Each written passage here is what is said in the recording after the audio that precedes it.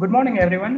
As I have been introduced yesterday by Professor Santosh, let me again just give a brief. I'm Dr. Ganapati, working in ARC as a scientist. So my talk topic will be like today on emerging trends in photovoltaic technology. Like yesterday and a couple of days back, also my colleague gave a talk on brief things regarding solar cells. So here the talk will be mainly focused on a particular area where we are going to talk more on perovskite solar cells. So as ARCA mandate is generally translating lab research to technology. As you can see, this photograph indicates our lab scale device for fabrication, and then it's converting into a prototype, like it's a 5 centimeter to 5 centimeter or 10 centimeter to 5 centimeter.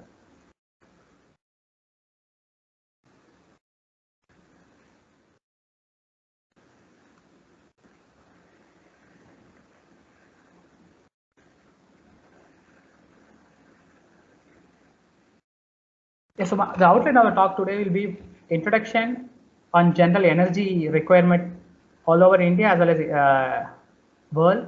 But I don't go in depth since already several speakers before me have talked about it. So I'm not going in depth regarding that. So the thing which I talk more here is perovskite solar cells, about the perovskite crystal structure and what are the materials being used in perovskite solar cells. And the third thing is how it rises above all, or how it is competing with the other established solar cell technologies in terms of research as well as in terms of product. And then there are gray areas still in perovskite solar cells where I'll be talking about the challenges in perovskite solar cells. Then the summary of the whole talk will be carried out. So this is a solar irradiation map of the world, where you can see the dark color basically indicates the high intense solar spectrum. So India falls under 75% solar spectrum, where it is very good. If you could able to utilize the full potential, we could able to generate electricity which is more than India's need. So that means as a big country, if we could able to utilize the full potential, we are in fact we don't need to depend on fossil fuels, or we don't need to depend on exports. And as we are already noticing a big surge in oil prices, so this is a very good thing which we could able to focus. And you can see this is a exact map of India, where you can see the annual mean daily global solar irradiation in India.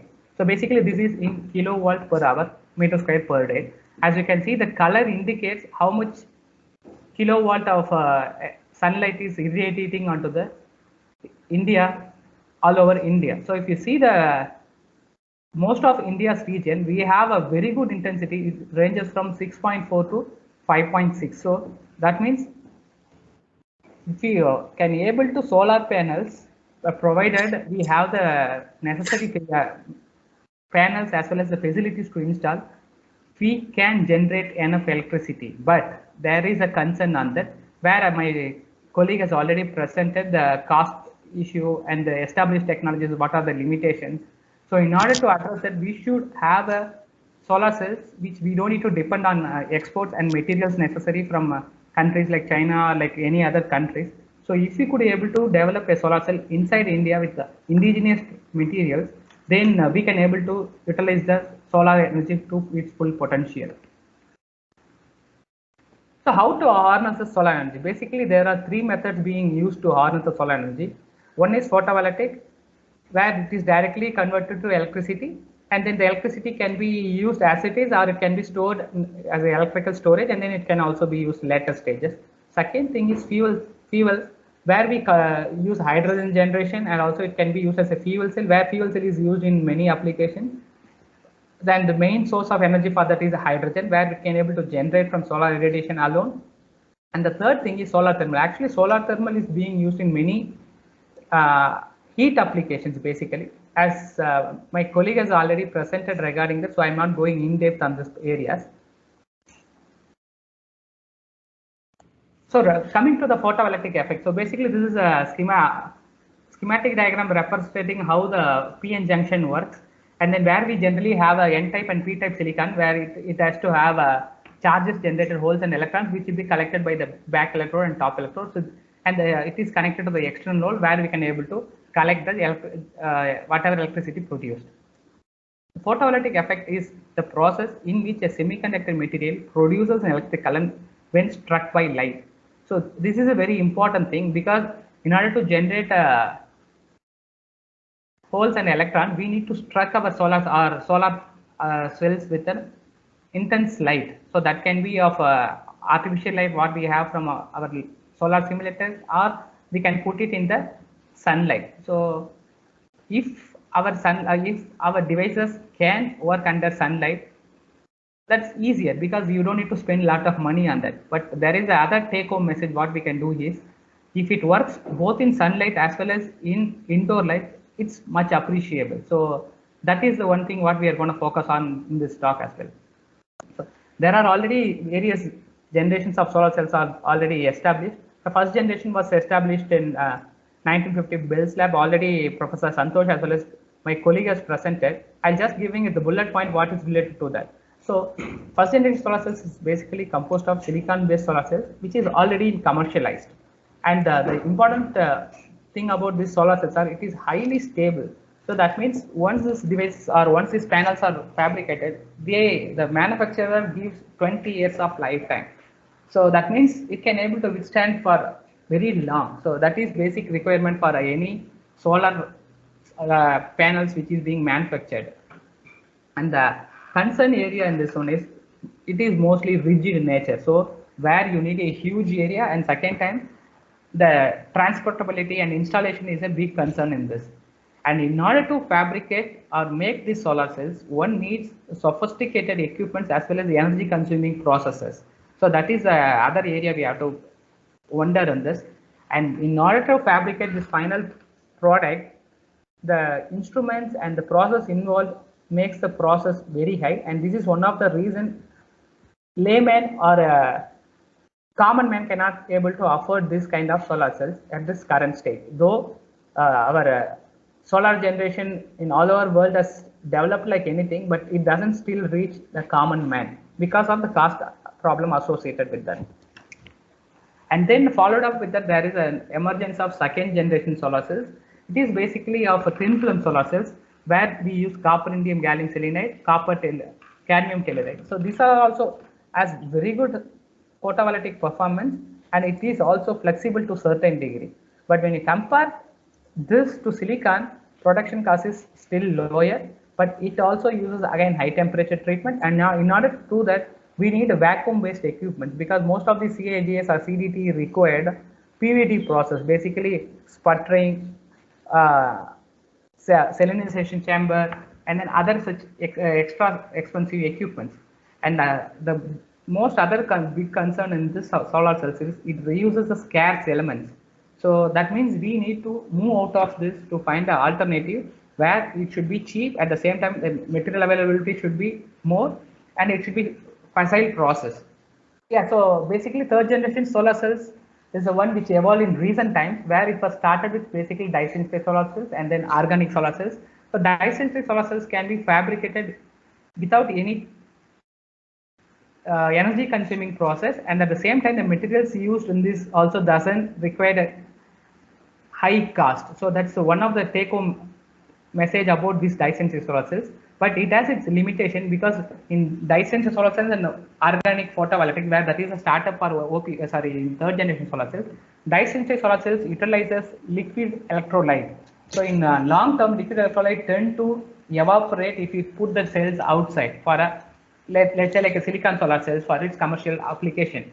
So that is a big concern. And if you consider organic solar cells, again the gray area here is where most of the materials used here are organic compounds, which organic compounds tend to react with ambient condition as well as in heat. So that's other area. So in order to overtake that, so one should consider solar cells which can able to surpass or overtake this drawback which is associated with the third generation solar cells, where the perovskite solar cells emerged as overtaken all these concerns with the very good property of the material which is already being used in the solar cells. So that's a very good one which you could able to focus. And within a decade, the solar cell performance, when they started, it was like started with a 3%. Within a decade, it has rose to 25%, is in competing with the efficiency for lab scale device with the silicon. So I am repeating again, competing in terms of only in efficiency for lab scale device, not on a product or not on a module basically.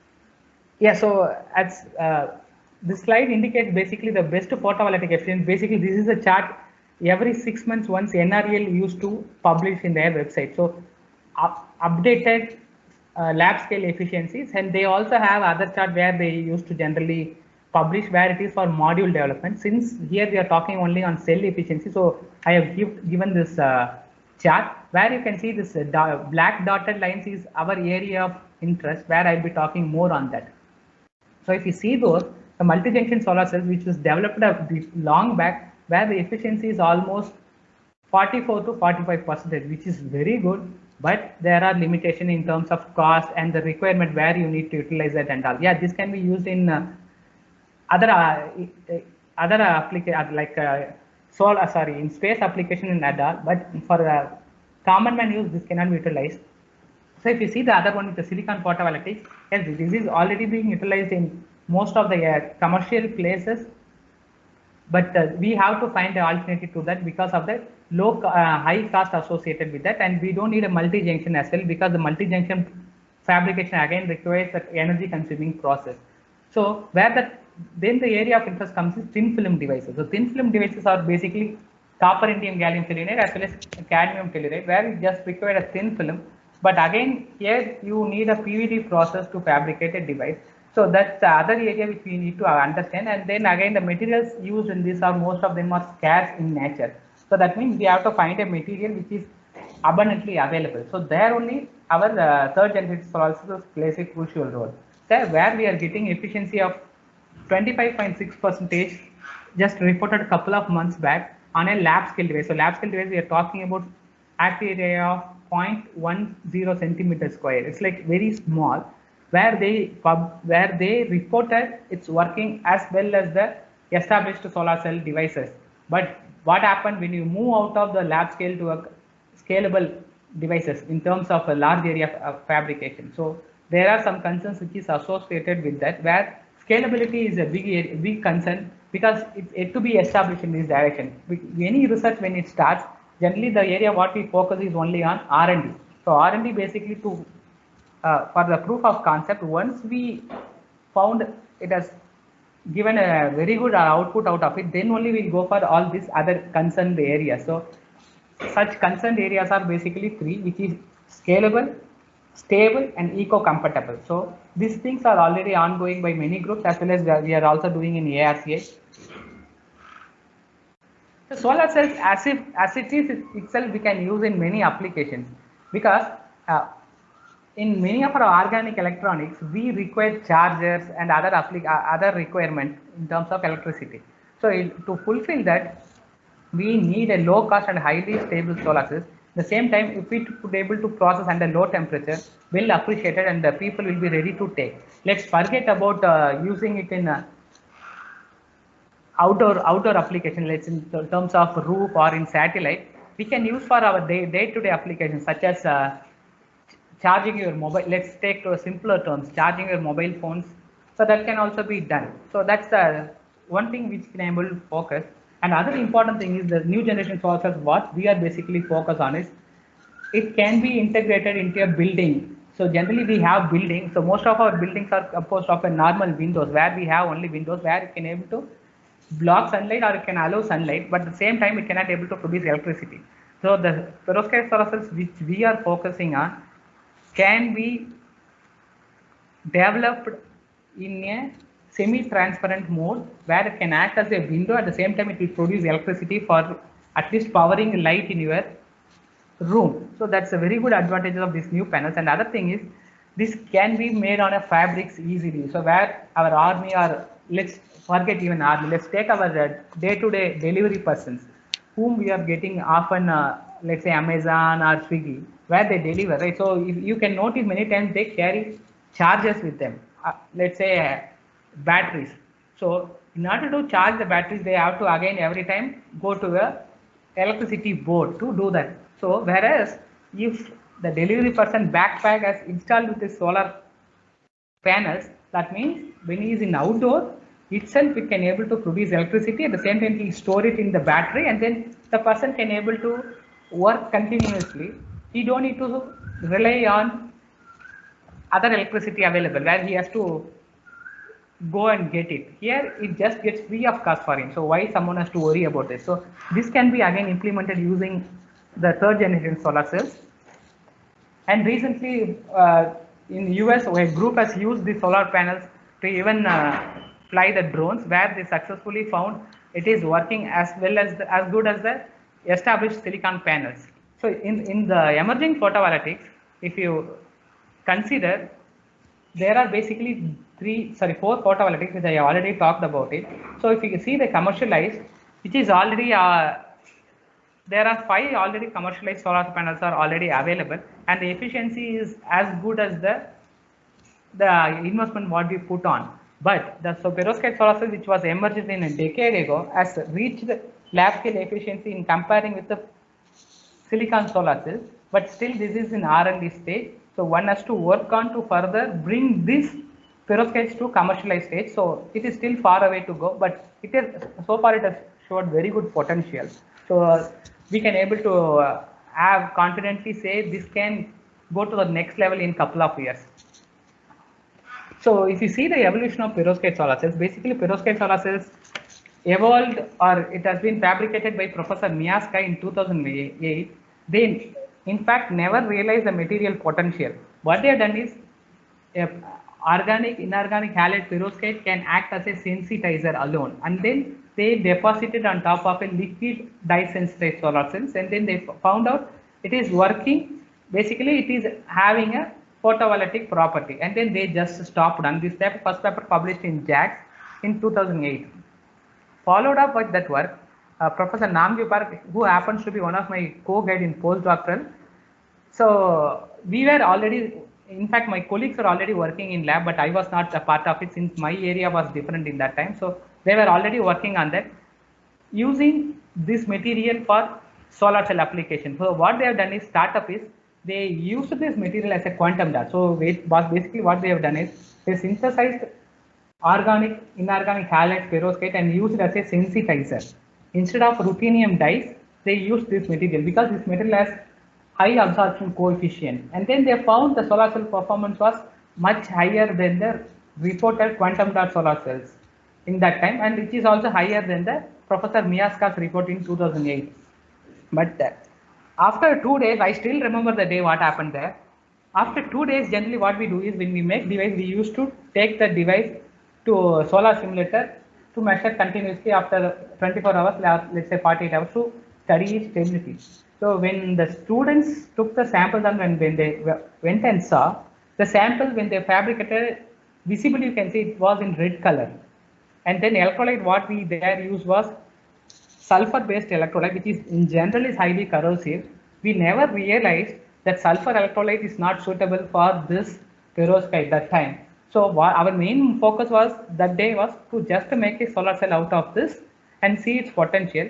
Then after second day, we realized when we taken the solar cells out of our box to measure, we saw the red color turn to whitish color. It came back to the TiO2 color. Basically that means it the perovskite has decolored or degraded in reacting with the sulfur electrolyte. So first day it showed 6%, second day when we went, it's completely gone. So then we realized, so this material can work provided we have a alternative electrolyte to study its behavior in long term. So during those times, various groups are already working on solid state dye sensitized solar cells.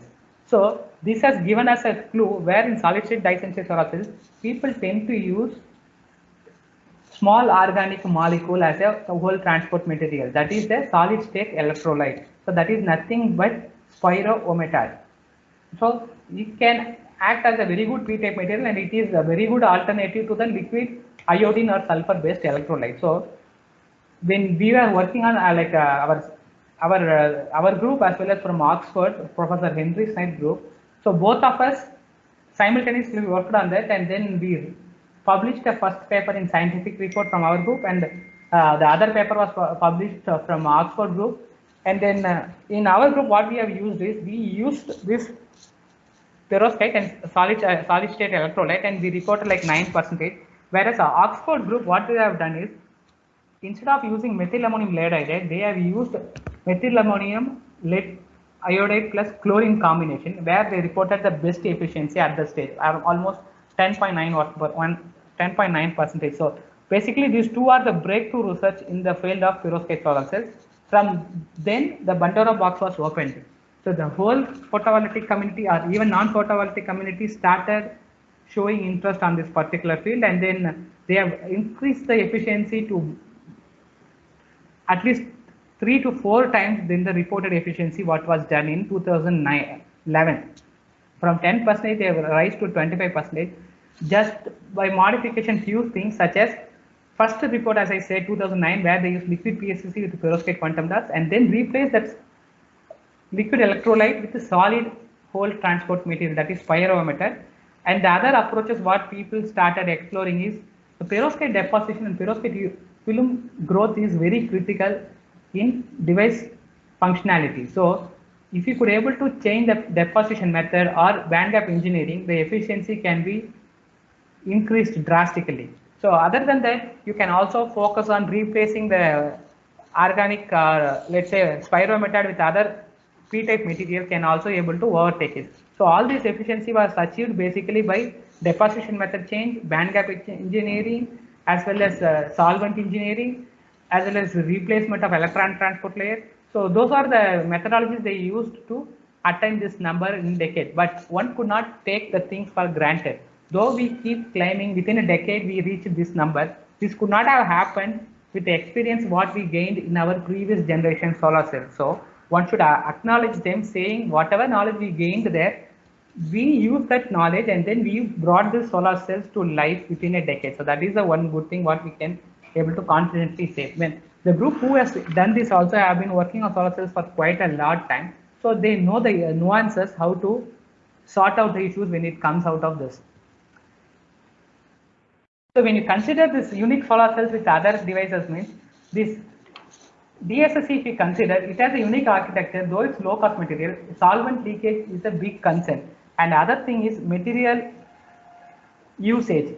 So in order to use in Dyson solar cells, one has to use a 14 to 15 micrometer thick TiO2 film, because the absorbent material what we use here are ruthenium dye molecules, where the absorption coefficient is not as high as the perovskite absorbent molecules.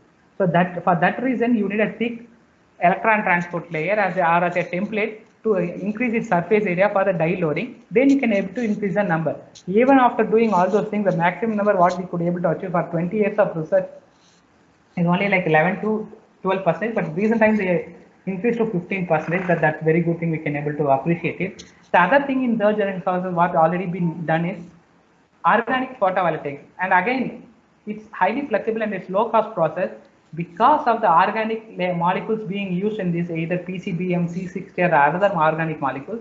Long-term stability is a concern one has to address. So these are the third generation solar cells, which has though a very good property, but it has its concerns. But if you look into the established solar cell technologies such as thin film solar cells or silicon solar cells, it has very good efficiency and at the same time it has very good stability. But the only problem is its cost associated with that. And then again, like installation requirement and other things are there to be considered. But let's not go there here. So if you consider perovskite solar cells, it has high efficiency and at the same time it can be fabricated at a low cost. And the other important thing is you don't need you don't need to be a specialist in a particular field.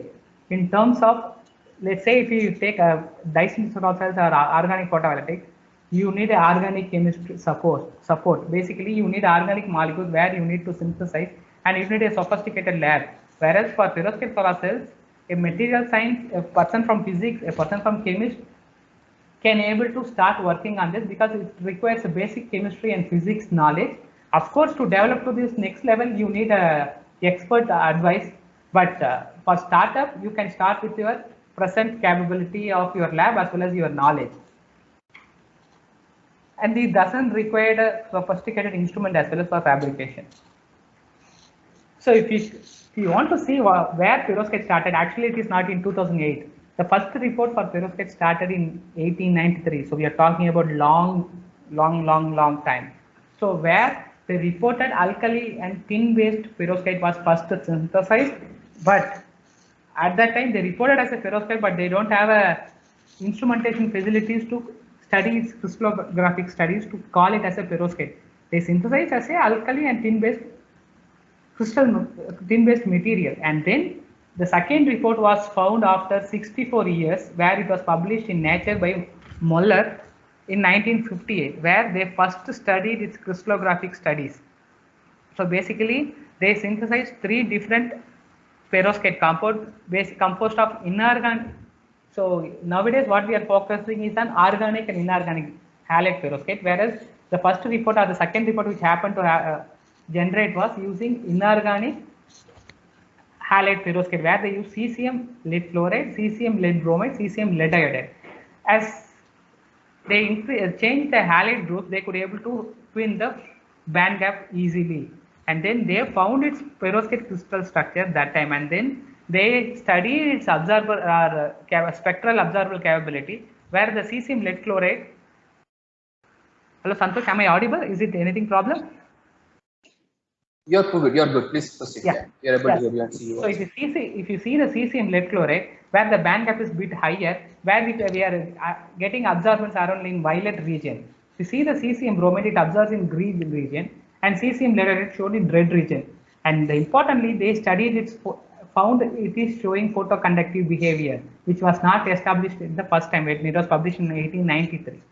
Then with that knowledge, in 1978, people explored this again only on material property, not on device path, where in 1978, in Weber as a use, they established cesium lead chloride and replaced that with the organic cation, where the first report was published using methyl ammonium cation. And in recent times, or if you think of perovskite, also first material which comes to mind is methyl ammonium lead iodide. So that is the commonly used perovskite absorbent material, which is being used on regular basis. So basically what is perovskite? One should understand basically perovskite is a cubic crystal structure, where you can see the methyl ammonium ion occupies the corners of the cubic structure, and the lead so monovalent cation occupies the cubic structure, corners of the cubic structure, and divalent cation occupy the body center, that is basically lead, and the halogen compound occupies the inside of this crystal structure. Basically, combination of several of this crystal structure makes a 3D perovskite crystal. When we say 3D perovskite crystal structure, we are talking about like this. So the one what I explained is a single 3D crystal lattice. So when you say 3D perovskite, basically this is combination of multiple such crystals are aligned together. So that is called 3D perovskite. So in order to study its stability, one has to consider basically Goldsmith tolerance factor. Basically, the tolerance factor determines the stability of your 3D perovskite crystal structure. So that can be calculated by the formula T is equal to Ra by Rx divided by roots by. Hello. Yeah. So Ra basically is the radius of a monovalent cation, Rb indicates the radius of divalent cation, and Rx basically indicates the halide cation size.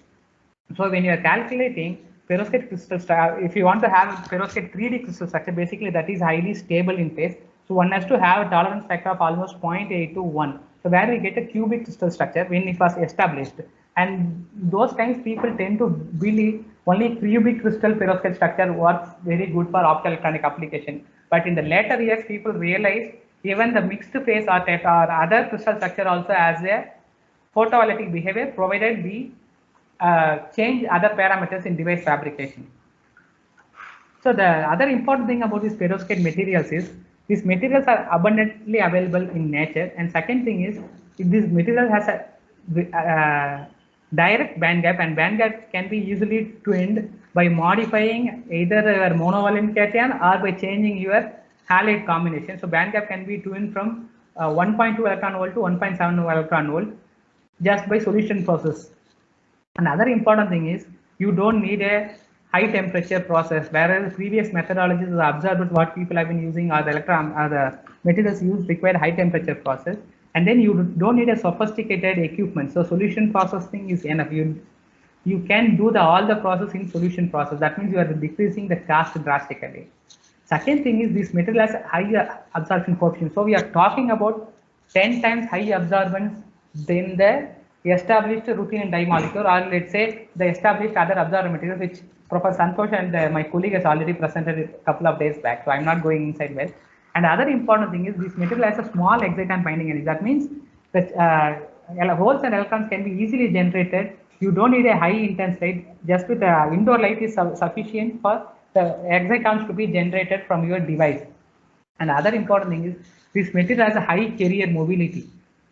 So, and it can also act as an ambipolar material. That means when you are using this material, it can also act as a hole, as well as it can also act as a N-type material. So one has to just play with the thickness of the layer, where we can able to utilize its potential to both N as well as P-type properties. And I already talked about the tunable band gap, but just by changing with the monovalent cation or changing with the halide combination. So if you want to exactly know the perovskite crystal structure, basically 3D perovskite structure is combination of hybrid organic inorganic perovskite. It's a 3D arrays of inorganic lead X6 anions surrounded by organic ammonium cations, which the general formula is basically AbX3. As you can also know, if you are from a ceramic background, generally AbX3 or AbO3 is a established perovskite structure, which is there already in ceramic application. The only thing is that is completely ceramic, where they generally use calcium titanate, whereas for optoelectronic application, what we are using here is organic inorganic halide perovskite, where the band gap is less than 2 electron volt, which is suitable for optoelectronic application, whereas the calcium titanate or the AbO3 other perovskite is not suitable for this application. I think I have already explained you this, so let me move to the next slide. So basically, what is the role of each component in the crystal structure? So generally, A is used to find the band structure, dimensionality, charge neutrality, stability, and optoelectronic properties, and to change the band gap.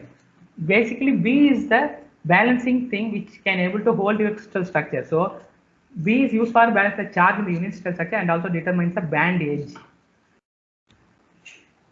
Actually, halide compound, which is X, determines the optical property. Just by changing the halide combination, you can able to change its absorbance capability from, let's say, 700 nanometer absorbance to like even 900 nanometer can be done. So the cations used to change the band gap. For example, if the cation size is big, the band gap will be low. So the cation size what people generally tend to use are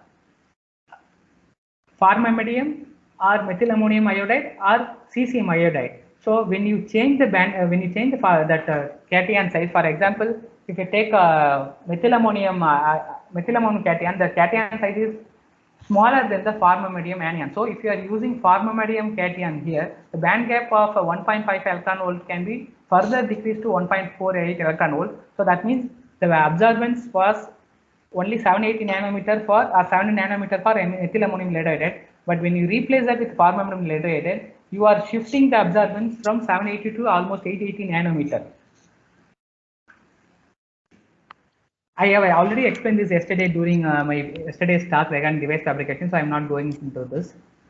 So how does perovskite solar cells basically work? So basically, perovskite solar cells composed of a transparent conducting substrates where it's nothing but FTO, where it is coated with a blocking layer. Blocking layer is nothing but a TiO2, then coated with a mesoporous, again electron transport layer, that is nothing but TiO2, or you can use any N-type semiconducting material for this purpose. Then the N-type semiconducting material will be coated with the perovskite absorbent material, where the absorbance are increased multiple times. So then the device will be completed by depositing P-type hole transport material and gold as a cathode to generate catch whatever charges being generated. So you can see the process. Once we heat the device with the sun, you can see the charge generation. Electrons and holes are being generated. So holes will be electrons will be transferred to the anode side, and the holes will be transferred to the cathode side. So this is the way it works, and you can see this is the band diagram of a typical perovskite solar cell, where the TiO2 band gap falls around like 3.2 to 3.4 electron volt, and the perovskite what we generally have is like 1.5 to 1.6 electron volt. You can see the band matching where it is very close to the TiO2 conduction band. So whatever charge is generated before it coming back to the absorber material, it reaches the TiO2. So that way, most of the charges generated are being replaced, not recoming back to the absorber material. So that is one thing which we have to take into consideration if we are synthesizing a new molecule either in an absorber or an electron transport layer. The band matching should be important for the charges effective capture. And in perovskite solar cells, so far there are many architectures being explored. So these are some of the architectures which is currently ongoing, or we have moved out of this as well nowadays. If you see, this is the first startup. How it happened is basically dye-sensitized solar cell architecture, where you have a TCO coated with a compact TiO2 and then mesoporous TiO2 coated with a ruthenium dye molecule, where it acts as a sensitizer here, and then the electrolyte is filled to work as a p-type material, and the counter electrode will be deposited either by using platinum or carbon conducting electrode here. So this is a startup, and then when they moved out of this, where here they replaced the established ruthenium dye molecule by the perovskite organic, by the organic inorganic malate. They also replace the liquid HTM by solid state HTM, because as I told before, the liquid HTM are mostly corrosive in nature, either iodine or sulfur based electrolyte. It can degrade the perovskite, so that means it's not suitable. So by replacing the ruthenium dye molecule, we are increasing its absorbance, and to maintain its lifetime, we are using solid state electrolyte here. So after this, what they have done is they found the perovskite can also act as a very scaffold. So that means scaffold. So you don't necessarily to have semiconductor electron transport material here. Even you can have non-conducting, let's say insulating materials such as Al2O3 or SiO2 can also be deposited as a scaffold, where our perovskite will be coated on top of that, where it will act as a template. So basically what happens here is, here the perovskites are basically sensitized, and when charges are generated, it goes through TiO2 as well, and then it reaches the compact TiO2 as well as the TCO. Whereas here what happens is that electrons and holes are not going through the Al2O3, because Al2O3 is an insulator, the electron injection cannot happen. Here what happens is the charges are being transferred through the perovskite layer, it goes inside. Here what happens is, because of its high conduction bandage, the voltage generated here is much higher than the traditional mesoporous perovskite configuration. So in this way you could able to increase its voltage further just by changing the either mesoporous TiO2 or with the Al2O3. But it has its gray area, which I will be talking further. The other approach what they have taken is, they made a planar perovskite architecture. Actually, you don't need any of mesoporous material here. So basically you are reducing the number of steps, as well as you are reducing the cost associated by for depositing either TiO2 or Al2O3, because this perovskite material has a high absorption coefficient. Just to 300 to 500 nanometer of film is sufficient to generate high photon electron generation. So but problem here is, when you have TiO2 as a scaffold, or Al2O3 as a scaffold, or TiO2 as electron transport layer, in general those materials act as a UV filter. So in long term, stability can be a concern in this device architecture, whereas this doesn't have that big impact. And the other important thing what one has to consider is replacement of gold cathode, because we generally use gold as a top contact here. As you have been seeing a big surge in last 2 years of gold price. So when you want to use gold in your electronic devices, the cost of your device goes further. So one should focus on finding an alternative on that. So for that, carbon is a very good alternative, where carbon has a very good conductivity, provided we are using a type of carbon where it has a conductivity, at the same time it should also have porosity, because in this architecture what it does is, we deposit a n-type electron transport layer, and then we deposit a separator that is composed of zirconia dioxide, or you can use SiO2. basically what has happened is this is separating the anode and cathode. So once we deposit all three layers, we infiltrate these whole layers with perovskite. So basically we have perovskite filling all over the layer. And the important thing is in a perovskite solar cell, the highest cost is basically coming from pole transport material as well as the counter electrode. So by replacing that, you have decreased the cost drastically, as well as this carbon cathode can also act as a blanket in protecting your device. So if you make any solar cells, any optoelectronic devices, generally we go for encapsulation. So this carbon-based devices, if you are making, that alone can act as an encapsulant. You don't need extra encapsulant to further increase the process involved in this. So I just summarized what are the device architecture and its major comments. The conventional device architecture basically used compact TiO2, mesoporous TiO2, and perovskite. Perovskite can be of any type, and then organic whole transport material. Generally, people tend to use AG, but we avoid here. The reason is generally silver reacts with our underneath perovskite. So it forms silver iodide fast because in the perovskite used to have vapor. The vapor will come and attack the silver, and then that forms as a silver iodide. So silver iodide, if it forms, it loses its conductivity. So so in long term, it's not good architecture. So we have to replace that with gold. So this is the most popular device architecture where it is being established and people are focusing on. The other methodology, that is the mesoporous architecture, where we use compact TiO2 and mesoporous Al2O3, where it can able to improve its voltage as well as the stability. The planar architecture, that is this one, where this is the simplest, but the stability is a concern because you are not having any templated material for your perovskite to adhere. So in long term, it used to bleach and then the device degrade very fast. And the triple layer architecture is basically usage of zirconia, TiO2 and carbon. So in this way, what you can do is you are basically eliminating the HTM. At the same time, you can able to improve the JSC because of the thick layers associated in this fabrication.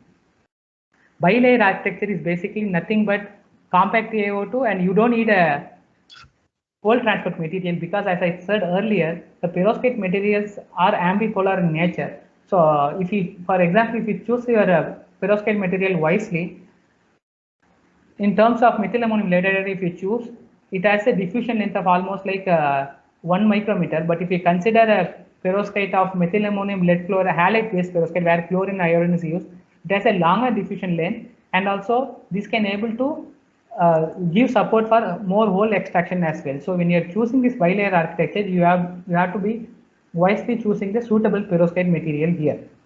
So this again eliminated the HTM as well as a cost-effective process because the number of layers used in this architecture is very minimal. So this is more cost-effective.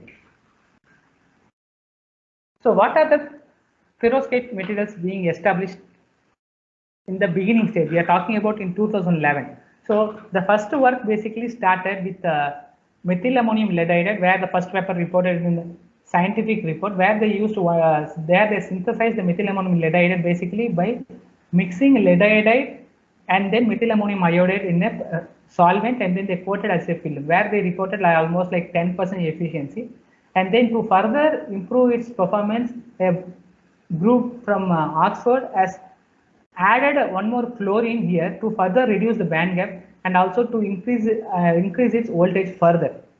So where they reported methyl ammonium lead chloride with a band gap of almost like 1.55 electron volt, the efficiency has increased from 10% to 10.9 because of increase in voltage, where they have used this low band gap material. So with the experience, other groups started exploring various kinds of perovskite materials. But if you are if you are making a band gap of more than 1.6 electron volt, that means you have to sacrifice its absorbance in the longer region. So if you are synthesizing methyl ammonium lead bromide, so methyl ammonium lead bromide is highly suitable for LED application, or if you are going for a tandem perovskite solar cell devices, because where you can have a gradient band gap perovskite, where you can put 1.78 electron volt perovskite as well as 1.48 electron perovskite solar cell, where the tandem device can work effectively. But for a conventional perovskite solar cells, this band gap is not optimal. So you have to move out of this one. And then the other area of concern is replacing the established lead-based perovskite was explored by Professor Kanasashi in 2011. in 2015, if I remember correctly, and then they shifted the band gap from 1.3 electron volt to 1.75 electron volt, and they found that tin-based perovskite can also work, but it has a limitation because tin-based perovskite generally used to react fast because thin oxidation state is quite unstable. So it comes back to the 2 plus from to 4 plus. So that means it's not highly stable to use for long term. But if you want to work on its lead alternative, so tin is the best material. Anyway, I'll talk about this more in the upcoming slide. So these are the standard perovskite which was started beginning. And then people realized the problems associated with the methyl ammonium lead iodide. So what they wanted to do is they wanted to replace the methyl ammonium iodide using larger cation, that is formamidinium iodide. So if you see the methyl ammonium iodide, band gap is basically from 1.5 electron volt to 1.6 electron volt. The important thing about this is this material is highly stable in room temperature, and also it is having absorbance up to 800 nanometer, but the diffusion length is less than 1 micrometer, which is a concern. But if you compare with other optoelectronic materials, this is very good. But if you could able to replace or find a material which has a higher diffusion length or higher absorbance, then that is much appreciable. So it can form defect-free film, and as well as the films can be formed at low temperature. You don't need high temperature process here. And the absorption coefficient is 1.5 to into power of 10 to power of centimeter inverse. But if you compare that to the formamidinium based perovskite, band gap is actually 1.43 electron volt. That means you can shift its hello. Yeah. So just by changing this cation alone, we have decreased the band gap from 1.5 to 1.43 electron volt. So you are shifting the absorbance from 700, 780 to 840 nanometer, which is very good, where you are going to use the near IR region as well. And if you say absorption coefficient, both are almost identical. This is more stable if we compare with the methyl ammonium lead iodide. The reason is these materials are highly stable in a high temperature, but the problem associated with the formamidinium iodide is it undergoes phase transformation. So it undergoes phase transformation on cooling, that is below room temperature. It comes to the inactive perovskite state. So that is a big concern on this, but that can be fixed by using mixed cation or by doing anti-solvent approach to have a stable perovskite crystal structure. If you see this methyl ammonium lead iodide, this is actually very sensitive to moisture as well as high temperature, where that is not for this material. And in recent times, the highest efficiency what till date reported was basically using only formamidinium based perovskite. So because of its low band gap and high absorbance, so one should choose a suitable organic cation if they want to make a highly functioning device. And if you are working on a moisture rich region, better move out of methyl ammonium iodide to formamidinium iodide. So that is the best choice you could able to focus on.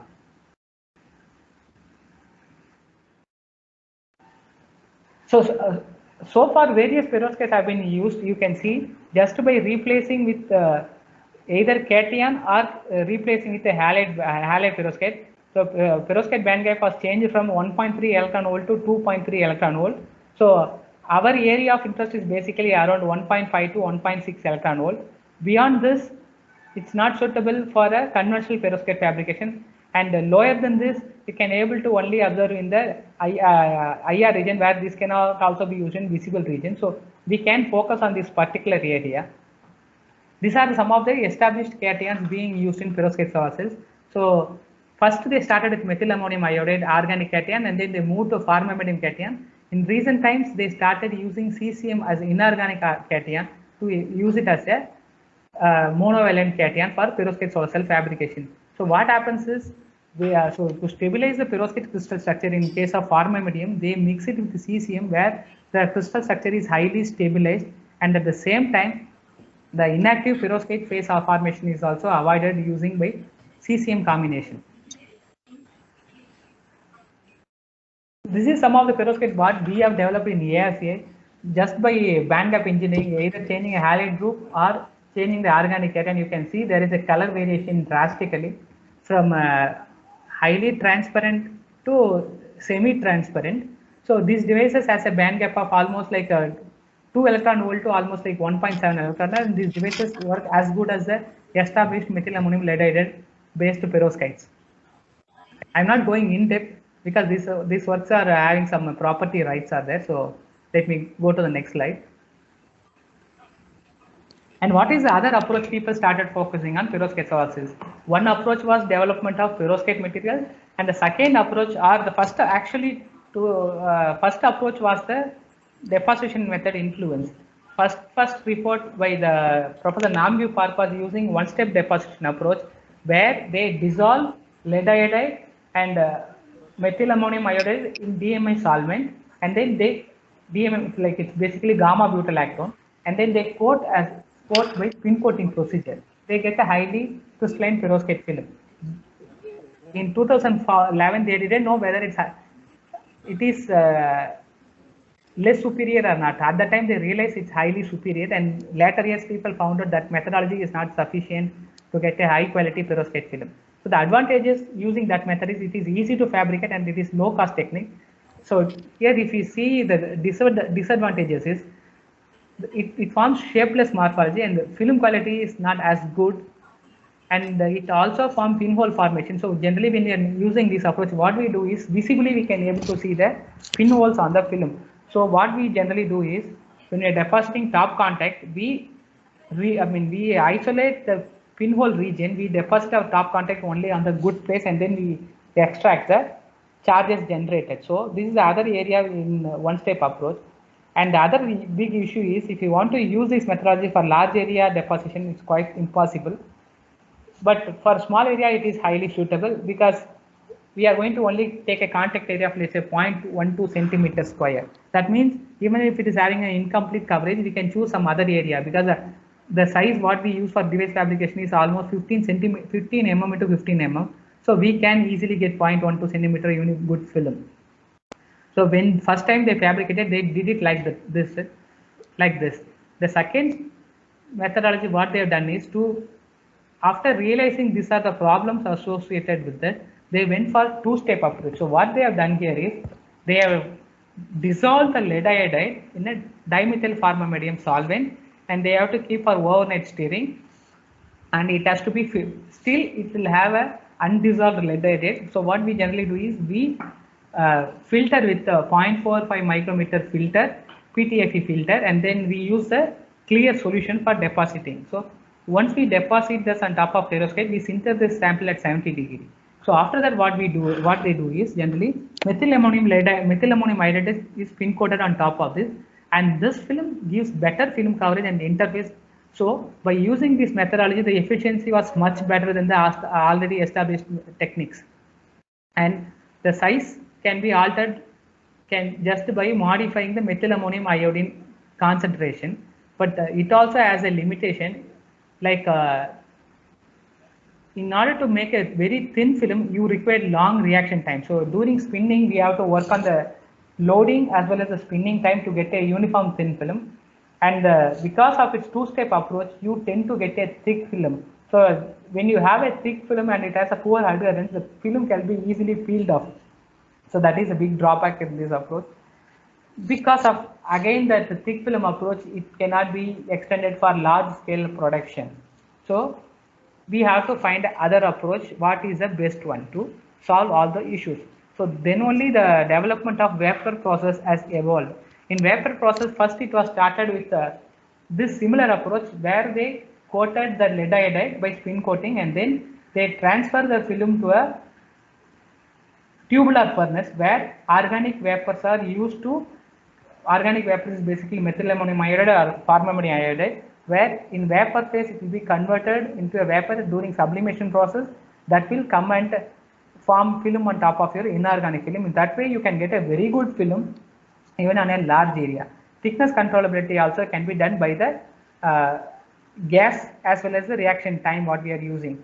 So we can control the film thickness and uniformity, full surface coverage, cost effectiveness, small surface roughness, and mass production is possible.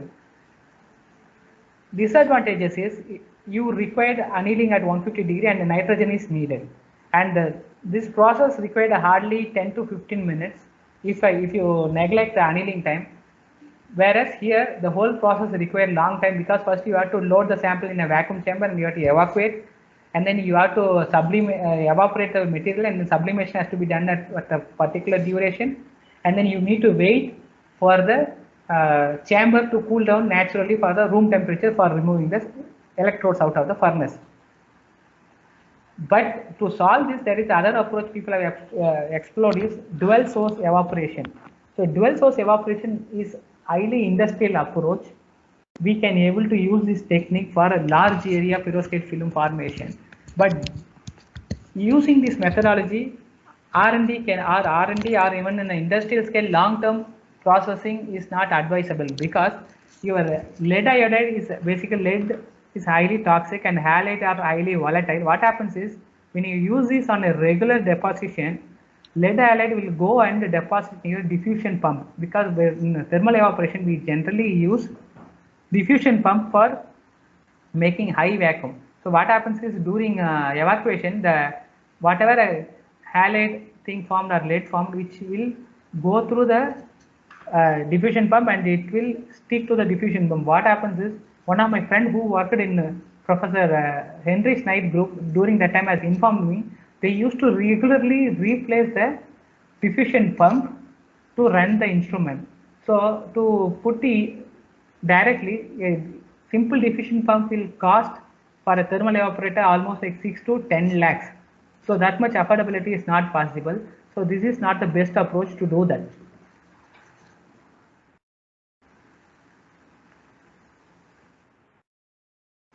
So again, this is a similar approach, but what we have carried out in ARCI. So what we have done is, instead of using this process, we have taken a multi-zone furnace where the substrate, basically this is one of our ARCI work, where we coated our lead iodide by solution process by spin coating, and then transfer the whole substrate inside a multi-zone furnace where the temperature can be easily controlled.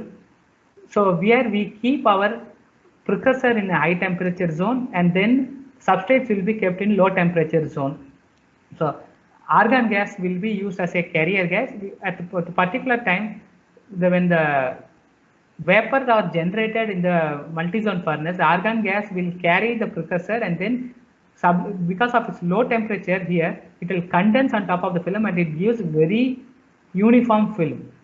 And this system is connected to a vacuum pump where it will suck the unreacted and then the excess gas, which will be removed out of the chamber. And this process doesn't require high temperature and it doesn't require high vacuum. But if you see this methodology, what people have done is, they require high vacuum like -6 milli, 10 to the power -6, and this requires also a high temperature, whereas here we are doing every process at a very low temperature. So this is one approach what we have focused on, and then we found interesting behavior. So you can see the perovskite film formed out of conventional process. Conventional process means we are talking about spin coating process. You can see the film formed, perovskite film formed out of this solution process is very small grains. In perovskite solar cell application, larger the grains, better the charge transport, and lesser the grain boundary, higher the stability. So here, if you are seeing, it is having tightly packed grains, but very small grains. So charge transport is slow in this because of so many grain boundaries. Whereas if you see here, we formed a very large grain perovskite films, and if you see the perovskite grain size also, like we could able to only get like 150 to 160 nanometer grains, whereas here we got 3 times higher, like almost 454 nanometer grains we could able to generate. And this grain size can be further manipulated by the reaction time, gas flow, and other parameters. And when this work we have established, this was one of the best efficiency in India. So like 16.8% that time, where when you compare it to solution process, where we got like almost 12 to 13%, whereas this one showed high in current density as well as high voltage. The high voltage is because of less in recombination, and the high current is because of faster charge transport associated with this. And the other thing is, when we studied the stability of the samples, we found an interesting behavior. The samples formed the solution process degraded very fast. So we are talking about degradation to put in a simpler terms. The first day device showed 10%. Second day, what happens is that efficiency drastically came to, let's say, 6 to 7%. Whereas if you see this one, the first day showed 10% and it retained its efficiency for more than 1000 hours without much decrement. So that main reason is basically due to the grain boundary effect. I'll be talking about that later. And this is a typical cross-section device image. As you can see, the whole device thickness is less than a micron, where you can see this is a conducting FTO substrate is almost like 600 nanometer, and the TiO2 coated with the perovskite is almost 350 nanometer, and spirometallite is coated by spin coating, and you can this bright spot is a gold top contact. But this is a typical photographic image of a perovskite solar cell in our lab.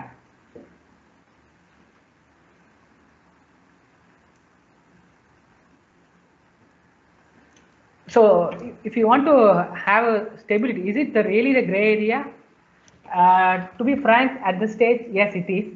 But people have addressed the issue by various approaches. So if you see the stability, first you have to start not from the device part. Instead, you have to first start from the material part. So the materials, whatever you are using, you should first be able to develop a stable material. Then the level 2 should be in the cell, like whatever lab scale device, what we are doing. So non-standard condition degradation pathways mainly come from material, and then in the cell level what happens is operational stability. When you apply load onto your cell, if the generally perovskite has a capacity issues are there and it is ferroelectric in nature, so what happens is it loses its property, and then the conditions for measurement you need to optimize. These are the very critical thing which you need to focus when you want to take this technology to the next level.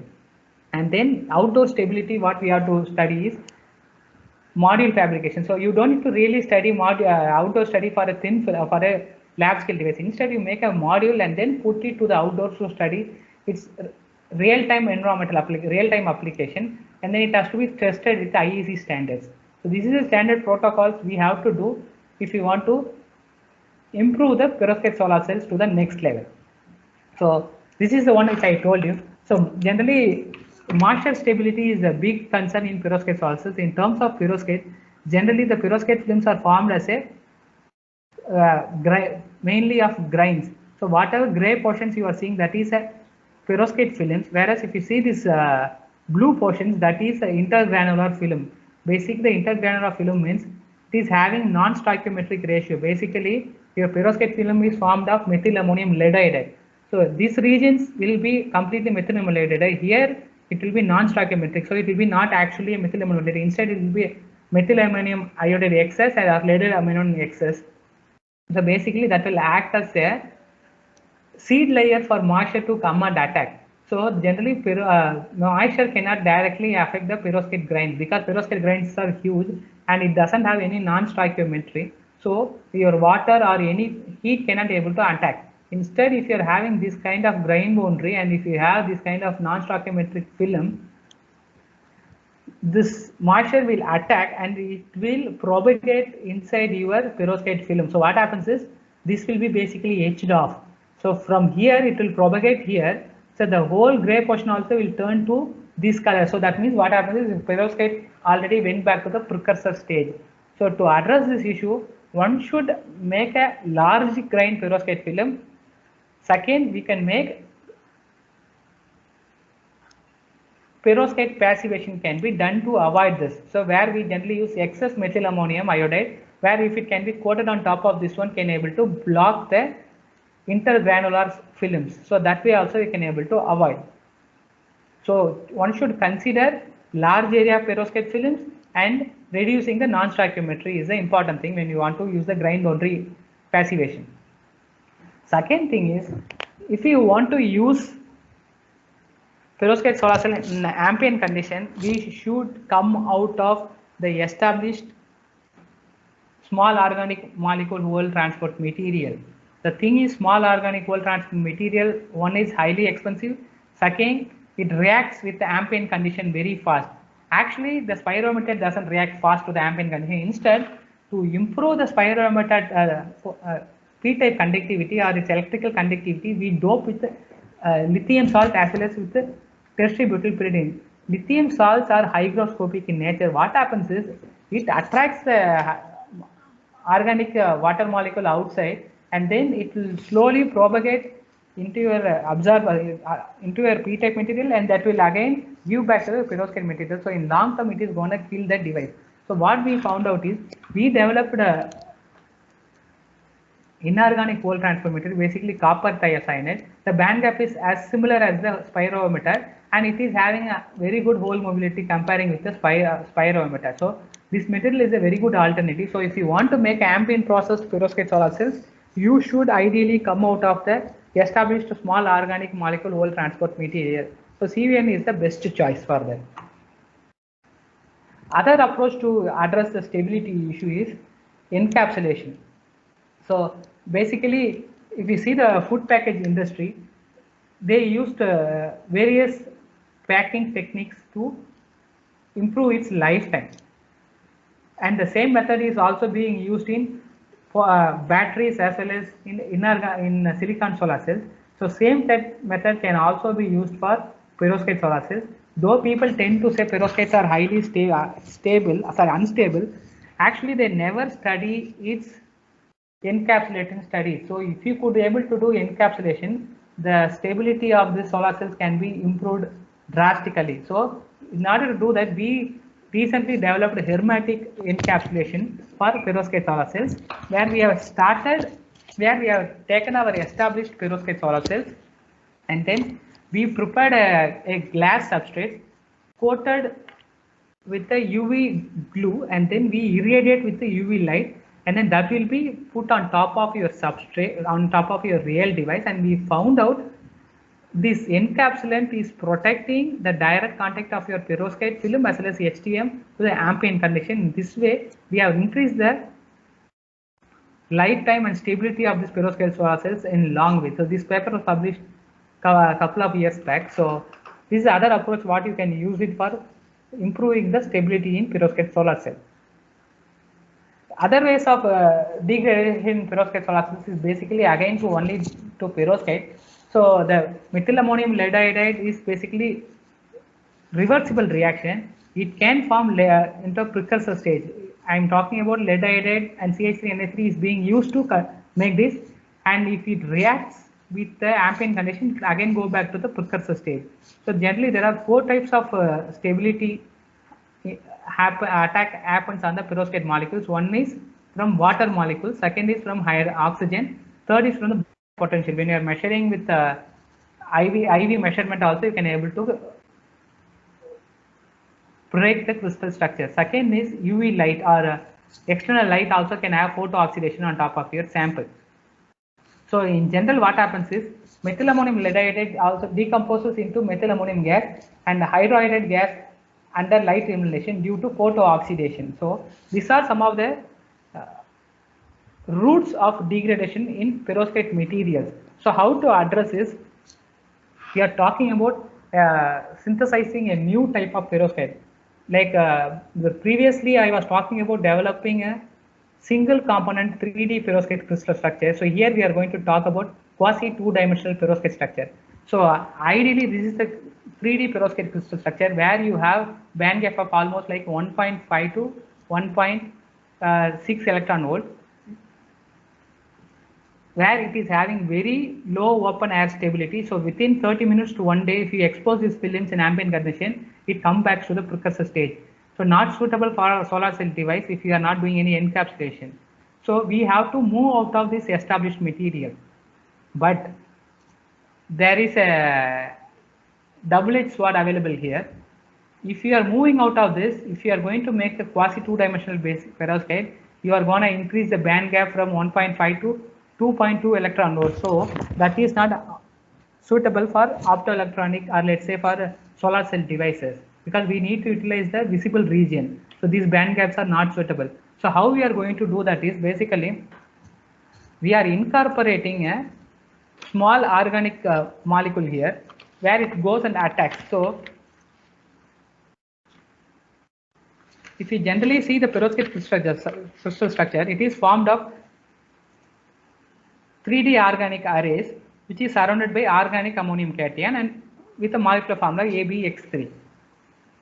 So stability of this material basically depends on the ionic radius of the organic cation. So what we are going to do is, we are going to replace, or we are going to add one more organic cation here to insert a bilayer in to insert a layer in between the perovskite crystal structure to form a quasi two-dimensional perovskite. So here what we have done is basically, to introduce a bulky organic cation. So instead of methyl ammonium, or with the methyl ammonium, we are going to insert butyl ammonium iodide. It is having an ionic radius larger than that. So it cannot be able to go and sit into the perovskite crystal structure. Instead, what happens is, this will go and break the bond, and it will form as a separator in between this layer.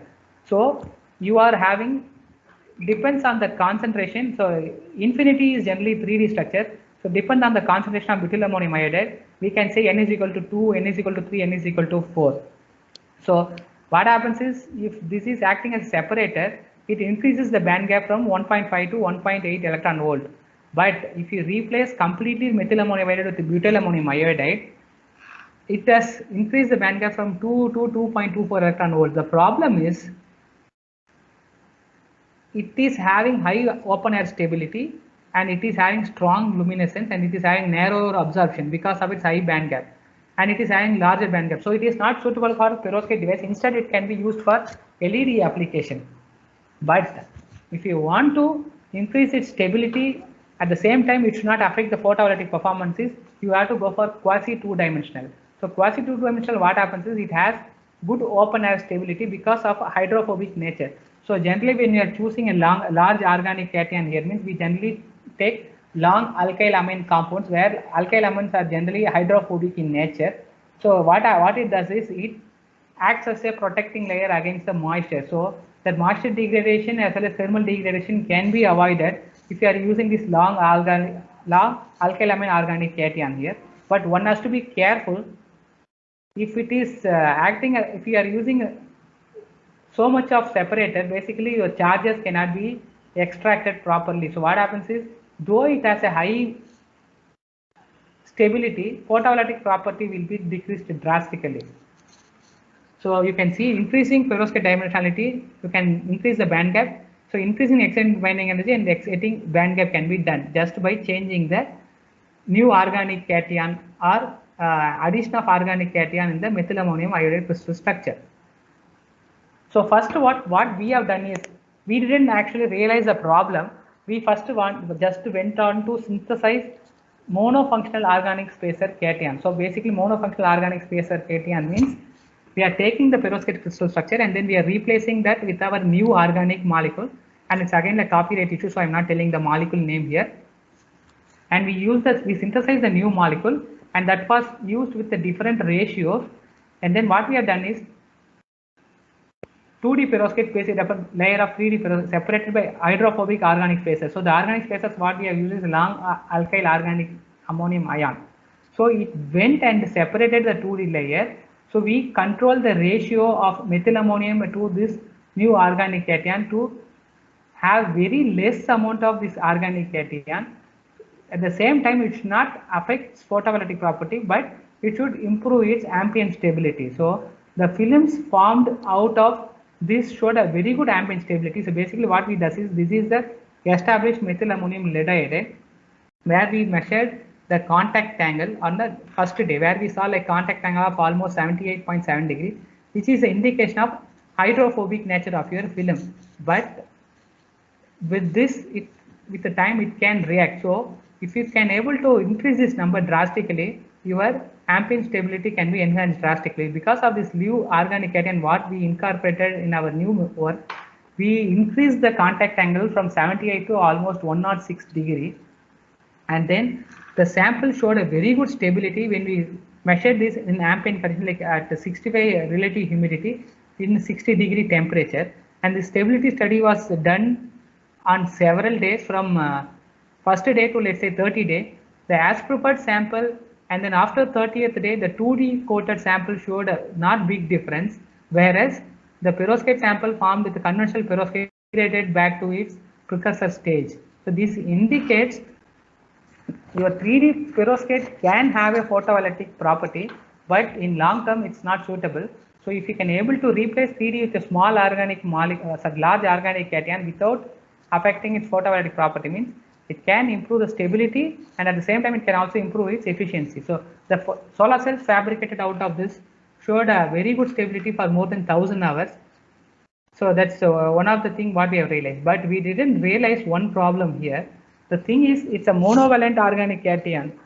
So, sorry, it's a monofunctional organic cation. So the charges whatever generated, it can have a it cannot be transferred to the perovskite or to the TiO2 because it doesn't have a coordinate bond, it doesn't have a chemical bonding since it is only having van der Waals force. So the structure stability is very poor. So what we have done is we synthesized later after realizing this problem associated with this, we synthesized bifunctional organic spacer. So in general, bifunctional organic spacer is expected to provide perfect alignment between the uniform organic stacks as well as charge transport. If you can see, this is the monofunctional organic cation what we have done in our previous work. So it is having only hydrogen bonding. So this can be easily broken. And this is having like van der Waals force. So if we apply stress or pressure on top of this perovskite structure can be easily broken. Whereas when you are taking bifunctional organic cation, this is having a covalent bond. So whatever charges generated, this separator has a no role. Instead, charges can be extracted very fast in bifunctional organic cation. So if you want to choose quasi-2D perovskite synthesis, you should better choose a bifunctional organic cation where it should have a chemical bonding with your electron transport material as well as to the other perovskite crystal structure.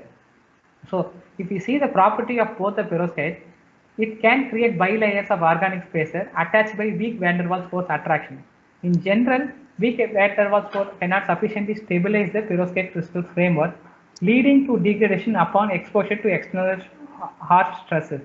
Though this is showing very good ambient stability, if we are exposing this to external harsh stresses, then this is not stable. And we also in this work did not study the external harsh stresses. Instead, we study only ambient stability. And then the bilayer spacer and weak van der Waals force create high potential barrier.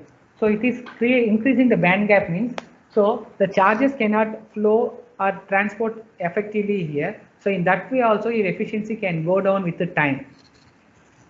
So though it is having high stability, the performance may not be as good as the conventional perovskite. So to address that, this new bifunctional perovskite we call as a Dion-Jackstrom perovskite. It creates only single layer organic spacer attached by strong hydrogen bond with inorganic slab without any gaps. Basically here you have spacer, basically it's like alignment, not a physical chemical bonding. Here you have a chemical bonding, so the charges can transport very fast. And it doesn't have and it is having low potential barrier, so more probability to tunnel the carrier compared to monofunctional organic cation. So if you want to choose a quasi two-dimensional synthesis, better go for Dion-Jacobson based perovskite is a suitable one. The other area of work people are interested is perovskite solar cells basically composed of various layers. So one such layer is basically electron transport layer. So if we consider the electron transport layer, the first material which comes to mind in third generation solar cells is TiO2. So generally TiO2 though achieved high efficiency, the nanoparticle system has some defects such as it is having small electron diffusion length and electron trapping can happen between each nanoparticle. You can see whatever the electron generated, because it can go back to its conduction band before injecting into the TCO. So that can be avoided by synthesizing material which has longer diffusion length and it should have less grain boundary. So that approach is an interesting one could be able to focus for developing a new kind of electron transport material. So in that way, many people have explored various types of electron transport material till date for perovskite solar cells, and the best material what people have come up till date is TiO2. But in recent times, tin oxide and barium stannate is the having very good potential. If you especially take barium tin oxide, that is barium stannate, which is having higher mobility than the TiO2, and at the same time hysteresis impact is very less here because barium tin oxide is also a perovskite, but it is oxide perovskite, which suits with your organic and inorganic halide perovskite. So you can choose this kind of oxide perovskite over the established metal oxide such as TiO2 or tin oxide. And other important thing is the TiO2 electrode mostly require high temperature process. High temperature process, we are talking about 500 degree. Whereas if there are other materials being used, just if for example zinc oxide and tin oxide can use low temperature, but the zinc oxide in naturally reacts with the perovskite. So zinc oxide in long term is not suitable. Whereas tin oxide is a very good alternative, and that can also be fabricated just by solution process alone. As I said earlier, that barium stannate and then the zinc stannate can also be a focus of interest, but still it is in an R&D stage. But one can still spend time on this to plan certain set of work on this. So as I said earlier, TiO2 is a highly established material. In perovskite solar cell alone, they have studied all the nanostructures of TiO2 for perovskite solar cell fabrication, and they found out various nanostructures as the influence on charges generated, as well as in terms of efficiency, as well as in terms of stability. So you can see the first one, what people tend to use is generally zero dimensional, that is basically nanoparticle system, and then one dimensional system they tend to use synthesis of either nanorod or nanowire or nanotube by autoclave process or by evaporation methodology. The other thing is the two-dimensional TiO2, which can also be synthesized and neutralized. And then interestingly, what they found out is most of these nanostructure electrodes are much better than the established zero-dimensional nanoparticle electrodes. So in this experience, we synthesized TiO2 nanorod. Basically, for a zero-dimensional nanoparticle system, we used to either synthesize the nanoparticle and convert into a paste and then deposit. So you need multiple steps. Otherwise, you can buy again a commercial paste. You have to again coat and you have to calcine. So that is a multi-step process. So what we have done is, instead of taking material and depositing, we wanted to grow the nanorod directly on top of your TCO. So we have taken our FTO and then we have grown TiO2 nanorod by autoclave, by hydrothermal process. It's a vertically aligned nanorod where we have controlled the porosity, length, as well as the density of the nanorod. Basically, you require a high surface area for your perovskite to infiltrate. You see the perovskite coated on top of your nanoparticle, because of its high density, perovskite cannot infiltrate. Whereas if you see the nanorod structure, because of its highly porous in nature, where it is having a one-dimensional thing, it is having a gap in between each rods. So basically, that perovskite is going infiltrating inside, and it is having proper 3D interconnection. So the whatever charges being generated can be directly transferred to your FTO or to the top contact. You can see the schematic diagram shown here. If you are using a TiO2 nanoparticle system, you are having too many grain boundaries. So basically, what happens is, the electrons generated cannot, all the electrons generated cannot reach the TCO because of too many grain boundaries. But if you see directly grown TiO2 on top of FTO, it's a single crystalline TiO2 nanorod we directly grown, where you don't have basically grain boundary and you don't have multiple nanoparticle as well. So it's like everything is one dimensional. So whatever charge is being generated, it can be extracted very fast by our FTO. So this way, this kind of material development is much suitable than the nanoparticle based TiO2 electrodes. And then because of its one-dimensional property, we had a high current density for TiO2 nanorod based devices. And another interesting thing what we found out was, because of its single crystalline nature, the perovskite doesn't react with the TiO2. Otherwise, in nanoparticle system, with the time, it reacts because of its crystallinity, and it is having some defect states because it's polycrystalline. Whereas in the case of nanorods, it is a single crystalline nature, so where the defect is, it's defect free. So it has shown very good stability for almost 1200 hours. If you can see the spectrum here. Other interesting approach in perovskite solar cells is replacement of metal cathode and hole transport material. In general, perovskite solar cells tend to use P-type material, which I already told you, and then gold as a top cathode, top electrode.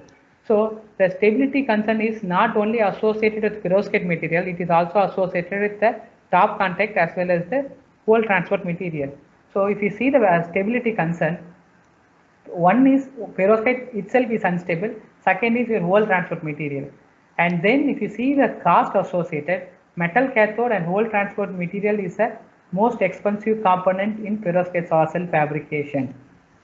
This is a simple pie chart showcasing cost associated in perovskite solar cell fabrication in terms of conventional as well as in terms of carbon based perovskite solar cell. You can see the brown color basically indicates the whole transport material, that is pyrometal or any other organic small molecule whole transport material. It covers 33% of the cost associated with this, and then 18% of cost is basically coming from your gold cathode. So if we could able to replace, then we are decreasing 50% of the cost associated with the perovskite solar cell fabrication. So this pie chart indicates in order to fabricate 1 meter square perovskite solar cell, you require only $900. But if you see the same for conventional, you need double the amount. Like you are requiring basically $1,800 per meter square. So this approach is industrially viable. So one should also focus on this. This is some of the approach what we are doing in ARCA. So this is schematic diagram of a conventional device, and this is schematic diagram of a carbon-based perovskite solar cell, and photographic image of a conventional device and carbon-based perovskite solar device. So if you see the conventional, it was established 2008, whereas this carbon-based was established only in 2013, and the efficiency is not in par with the conventional. But if you want to sacrifice stability, you can go for high number. But if you want to use this as a product, then small sacrifice of efficiency is fine, because the best efficiency achieved till date for this configuration is 20%, but the lifetime is much higher than the established conventional perovskite solar cell. So this is industrially viable process, and already few groups are establishing this, and they have used this for many niche applications. Other concern in perovskite solar cells actually lead toxicity. So lead is being used in perovskite solar cells, but this is not the first thing which is being happening in perovskite solar cells alone. So we are getting lead from everywhere basically. One is from industrial emission, other one is from auto emission, and we are using cans, no? All the cans having lead soldering, and whatever pipe we are having, that also have lead, and we also have lead from soil coming, and also we have lead in paint, and the kids which they play toys, most of the toy again have lead dust. So lead is basically everywhere, but I didn't mean we can neglect the lead usage in perovskite solar cell. So there are research going on to avoid the lead usage in perovskite solar cell as well. So we are also focusing on lead removal or lead replacement or partial replacement of lead by tin or germanium, but we yet to find as competitive performance with the with the lead based perovskite solar cell. So this work is still ongoing, and it requires a further focus basically. But already there are few groups have established this lead removal or let's say reusage of this lead compound. So they say it can be safely discarded. You don't need to worry much, because the usage of lead in perovskite solar cells is negligible if you consider the batteries what we are using on regular days, where the lead acid batteries is our bread and butter for all today application. So if we consider the amount of lead being used there, and here is very minimal, but we should still focus on eradicating the lead usage in the perovskite solar cell. అలాగే ఇది clerk ఇచ్చేమా Sirisha ఇది తీసుకో register కొనుక్కుంటా. And the other approach is scalability. So whatever perovskite solar cells what we have been talking so far is only on lab scale devices. So lab scale devices means it's still in R&D stage. So what are the requirements to convert this into a scalable techniques? Basically you need material material requirement is huge. Second thing is deposition methodologies has to be changed from the conventional approach. Conventionally, spin coating is the standard approach we use for deposition. In spin coating, larger than 5 centimeter to 5 centimeter is a limitation, so we have to come out of that technique. And in terms of material, we need to synthesize huge amount of perovskite. So what is the best approach is we can synthesize perovskite single crystal monolith, and already few groups have already synthesized this kind of successful monolith, and in fact we also did in ARCA. So the thing is, this single crystal monolith precursors are highly pure, so you don't have non-stoichiometric issue. So if you want to scalable deposition or scalable materials, then single crystal monolith based precursors are highly reliable, where it doesn't have a non-stoichiometric issue. So just MAPBA3 alone is highly stable. You don't need to have quasi 2D synthesis of new perovskite. So in order to do that, what we have to do is basically we take the methylammonium iodide single crystal, which we generally store in an airtight container, where we keep it with methylammonium iodide, methylamine solution. Basically, so you can see the schematic diagram indication. With the time, what happens is this will get liquidified, and then this will convert, because of the vapor coming from this methylamine, will turn this crystals into a viscous liquid. So this viscous liquid can be further diluted for your coating, and this coating doesn't require high even 100 degrees, already crystalline. And second thing is highly pure, so you can use acid, other heating process required, and you don't need to even go to the films formed out of this are highly reproducible. So one is because our approach that stable as well as hard to. Second thing is deposition approach. Already a company in the UK used methodologies such as roll-to-roll fabrication, slot die coating, and then they found out these methodologies can be adapted directly for flexible perovskite solar cell fabrication. But this is still in a work in process, so we can still bring this to the product level in the coming years. I think Santosh, Professor Santosh? Yes, I'm here. Tell me. Yeah, so let's just conclude with this one.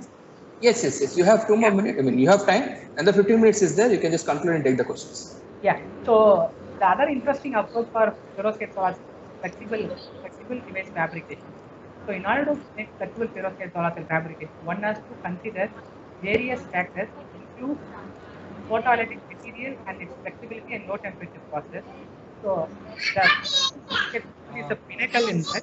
So before making solar cell, you need to find out materials requirement and process involved.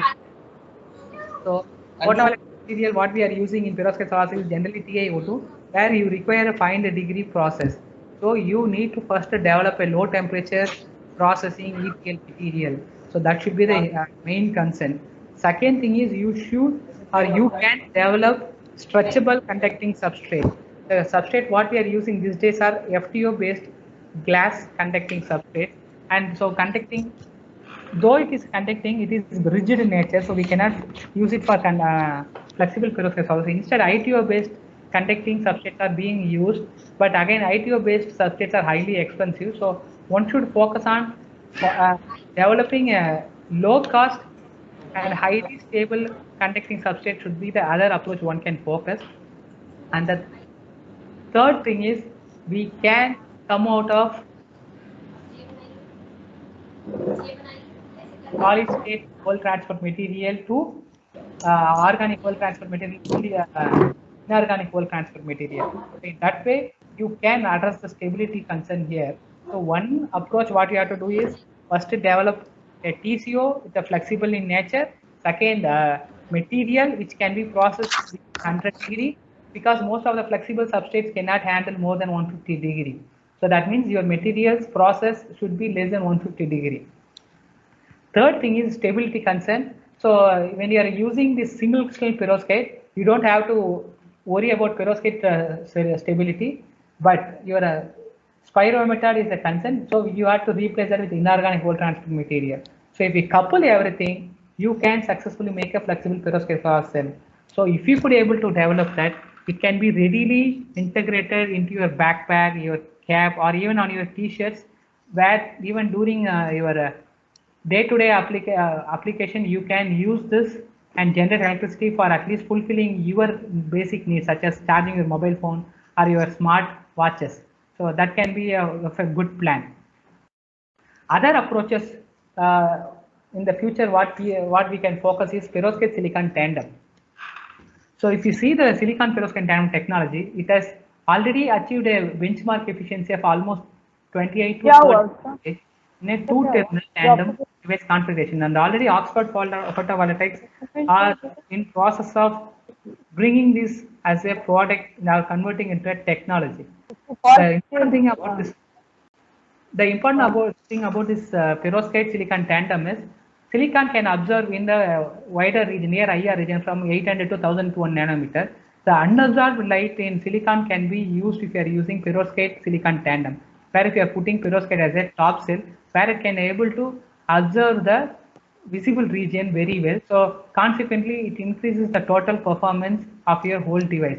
So, and then your stability concern also you cannot bring it here, because perovskite solar cells, once you feel it's highly or it is unstable, you can go for encapsulation. Otherwise, the process or the fabrication techniques are very cheap and easier. Once you realize it is degrading, you can just remove and you can replace it with a new one. That way also cost is low. So this is the other direction one could able to focus on. And this is some of the thing what we have developed in our lab. Yesterday I couldn't able to show this, so let me just show the video. One of the prototype what we developed here.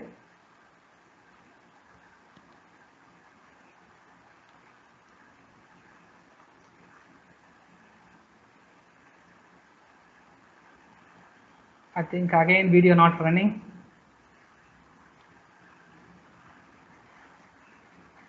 Yeah, so I think same issue.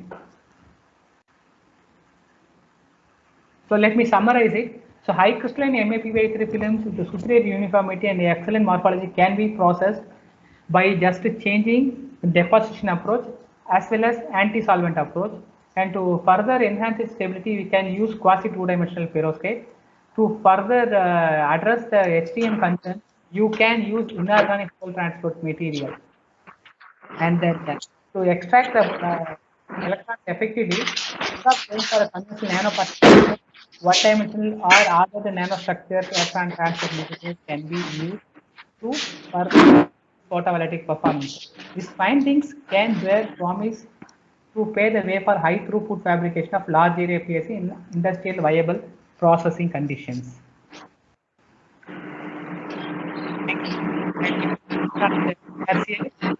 Our funding agencies and our group. So thank you. So Santosh, I am done. So Well, I don't have words to thank you for this elaborate presentation of perovskites. In fact, this is the first time I'm listening to such in-depth talk on perovskites. The question is, the field is open for questions. Please ask questions. There are few available already on WhatsApp. I just read out a couple of questions. Yeah, please. I think only one question was asked by Chella Santosh. She says, sir, can we add any nanomaterials as a spacer to increase the stability of solar cells? So spacers, yeah, generally we deposit a spacer layer on top of like kind of encapsulation. So what we do is we take a nanoparticle and deposit as a encapsulant layer on top of the established perovskite solar cells. Otherwise, what you can do is you can deposit that material on top of a glass substrate, and then you can stick that other substrate like a sandwiching, and then you can still use. But I don't know what kind of nanoparticle you are talking about. So that's the other thing we have to be worrying. Even it's a type question. So are you aware of any nanoparticles which anyone has used? Maybe that could answer. Any such work has been done? Any idea? Yeah. There are reports already there. Okay. Sir, can Yeah. I ask a question? Yes, please. Sir, what is your comment on this perovskites quantum dots, which they? Yeah, perovskite quantum dot has very good absorption when you compare with the established bulky thing. But synthesizing is the tedious process in that, and stabilizing perovskite quantum dot is a big challenge. Otherwise, it can be Means we can make it like a processable, sir. Is it scope is there when making it yeah, organic actually, soluble? it's So much better than the bulk film what we are fabricating actually. But stabilizing that and coating is the challenge in using perovskite quantum dot. But people have explored and they found out the techniques to use it for device fabrication as well. okay.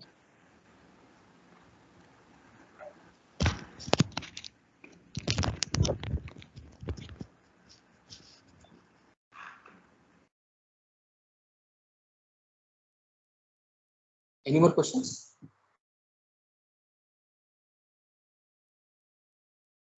So by the time someone asks, I'll ask the question. What is the maximum stability? How many days you could make that particular? You showed one film, right? Which you think is really good at stability. How long you predict it would stay on? Actually, we studied in terms of device performance, we studied up to 1500 hours. Mm-hmm. So it retained its performance without any degradation. So was it under the glove box or outside? No, outside basically. We keep it in a dark place with a airtight container. Okay. So to But avoid there is a moisture. problem in measuring efficiency here. The reason why we couldn't able to measure after 1500 hours is they are using gold contact. Okay. So every time we have to put a crocodile clip for measurement. So what happens is the crocodile clip will damage that gold contact. Okay. So that's the reason we couldn't able to measure 1500 hours. But when we studied the film alone, it was stable for a couple of months. Nothing happened basically. Okay.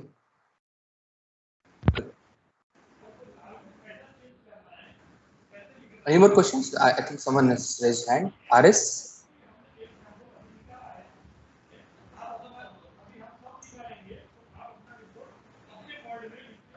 Okay. Is it all?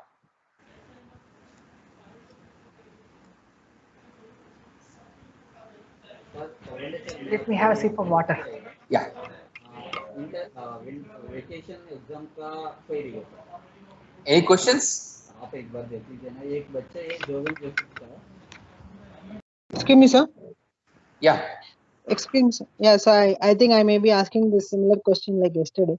But here, see, when you have this whole transporting material, okay, so like a spirometad and all those things, whatever they use. So like if you introduce more kind of a like hydrophobicity by adding some kind of alkyl chains and all those things.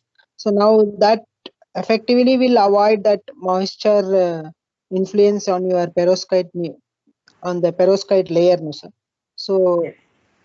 So why the people are not trying that?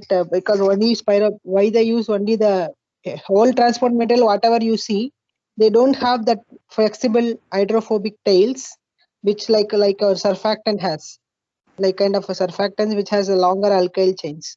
So effectively that should avoid their degradation to moisture and all right. So Yeah, why it it is not feasible? No, actually, it is a good question. Actually, it is being explored by a South Korean group, and they published a couple of papers in Advanced Material, where they synthesized small organic molecule with a long alkylamine, Okay. and they found out it is highly stable. Maybe you can, I can share the paper later if you want. Yes, sir. Yeah. So apparently, sir, now same thing coming to this question itself. So there are like chains which is both polar and non-polar chain, like a mixed chains, something like a perfluoro chains, which has a lot of fluorine in it instead of alkyl chain. In Okay. fact, that should enhance your perovskites absorption also, because basically they are ammonium based, so they will have affinity towards your halide based ions. So when you use a processing solvent, why we don't use this kind of solvent? Is it because of the environment impact, or is it out of scope? See, you are talking about for whole transport material, or you are talking about treatment on perovskite? Yeah, even the first question I asked was whole transport material. Yeah, now. But I'm asking about this coating the perovskite layer itself. Yeah, So now, if you take let's say methylammonium iodide, yes, sir. so there are two approaches being used. One is anti-solvent, or there is a Lewis-based adduct method is there. Yes, sir. So if you see that the rate of crystallinity get affected by the solvent being used in the film formation. Okay, sir. So if you are using let's say NMP, Okay, sir. let's say diethyl ether, so in the case of Lewis-based adduct method, it evaporates the solvent, Okay, sir. but it is not allowing the nucleation to Happen. Okay. fast. Instead, what happens is it is only forming isolated nucleation sites. Okay, sir. So it does form a fast drying, but non-uniformity and pinhole films are being formed in that. When you are using a polar or acrobatic polar solvent, what it does is it is giving a dense nuclei, so which makes consequently uniform thin film. So that actually has a better photovoltaic behavior. Okay, sir. Okay, sir. Thank you, sir. So yeah. Okay, there are a couple of questions on WhatsApp. Yeah. First one is from Harshita Singh. Sir, in solar cells, why don't we use lanthanide such as ytterbium activated silicate gas for better absorption? See, basically, if you are using any lanthanide group, it has to be synthesized only in electron transport layer.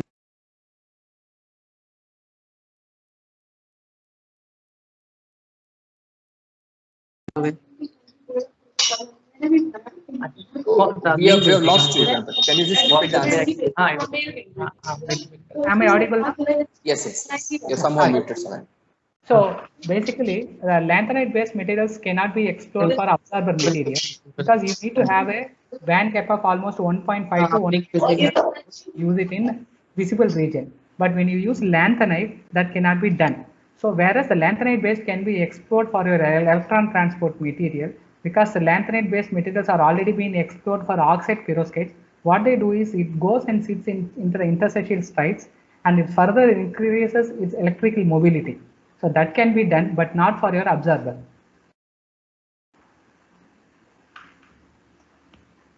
Next question, maybe I can just add a comment on it. There have been some work on doped perovskites, but not on this. There is some, but as he says, it is still going on. It's not much thing has happened, at least from a solar cell point of view in terms of the doping.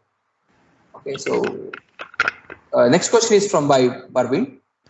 Can we utilize transition metal oxide based perovskites in solar cell fabrication? Transition metal oxide perovskite, yes, there are reports in recent times, but the limitation is its absorbance is very poor. So for R&D still you can do it, but if you want to take it to next level, not possible. Typically, oxides are more insulated. Yes. They are more like a dielectric material used for electrocaloric effects and other things. And mainly they are explored for the ferroelectric and piezoelectric material. But actually, you can use it as a electron transport material. The transition metal oxide people started exploring, but not as a absorber again, because of the band gap and the insulating nature. Yeah, but one point which one can also understand is that, see, there are a lot of layers in this. You can always take out any layer and do R&D on these layers to improve the performance. Yeah, someone has asked a question. Please continue. Excuse me, sir. Is there any forum they constantly update this progress in this field, which we can like read quite often? Something like a research forum, is it there? Or You are asking me or the Professor Santosh? Sir only, sir. You only, sir. Okay. If you are like a regular person in Facebook, there is a group perovskite.inc or something is there. Perovskite.org. Okay, sir. So they regularly update the recent R&Ds as well as commercial vivo point. Okay, sir. Perovskite.inc, right? Yeah, if I remember correctly. You can just in Facebook, you can search, you can easily get it. It is there. Sure, sir. Sure. Thank you, sir. Yeah. I think we ran out of time and the questions. So please join me and thank the speaker of morning session, Dr. Ganapathy. Indeed, it's, I mean, at least I'm happy to listen to you because there are many things which I have read, but I never heard anyone speaking about it.